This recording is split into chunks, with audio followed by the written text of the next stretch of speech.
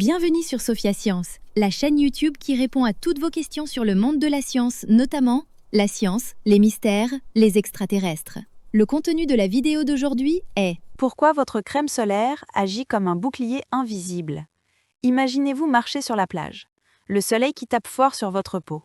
Si vous restez trop longtemps au soleil, vous commencez à ressentir cette chaleur intense, et votre peau devient rouge, parfois douloureuse, voire elle peut même peler.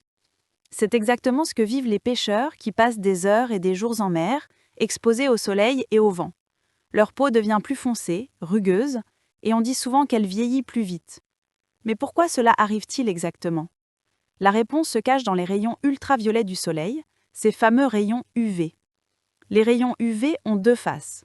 D'un côté, ils peuvent tuer certaines bactéries, donc ils ont une sorte d'effet germicide. Mais de l'autre côté, ils peuvent aussi attaquer nos cellules de la peau. Si l'attaque est légère, on voit apparaître des rougeurs ou de petites brûlures. Si c'est plus sérieux, cela peut provoquer des clopes, un bronzage intense, ou même des maladies graves comme le cancer de la peau.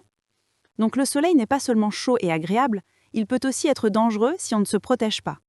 C'est là qu'intervient la crème solaire. Au début, les premières crèmes solaires étaient très simples. Elles ressemblaient un peu à de la crème ordinaire avec de l'huile et de l'eau, mais elles contenaient des poudres spéciales, comme l'oxyde de zinc, le talc, le kaolin ou l'oxyde de titane. Ces poudres agissent un peu comme des petits miroirs sur votre peau. Elles renvoient les rayons UV au lieu de les laisser pénétrer. Imaginez que votre peau est une fenêtre et que ces poudres sont des rideaux réfléchissants. Elles arrêtent une grande partie de la lumière du soleil.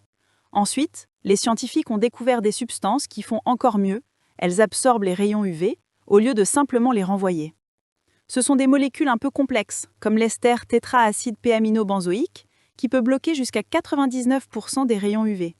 En termes simples, c'est comme si ces molécules étaient des éponges très spéciales qui boivent les rayons du soleil avant qu'ils n'atteignent votre peau. Grâce à elles, la crème solaire devient extrêmement efficace pour protéger contre les coups de soleil et le vieillissement prématuré. Et ce n'est pas tout. La nature elle-même nous fournit des protections. Certaines plantes, fruits et feuilles contiennent des liquides qui absorbent les rayons UV. Par exemple, l'huile de concombre ou le jus des feuilles d'aloès peuvent être ajoutés dans des crèmes ou des lotions solaires.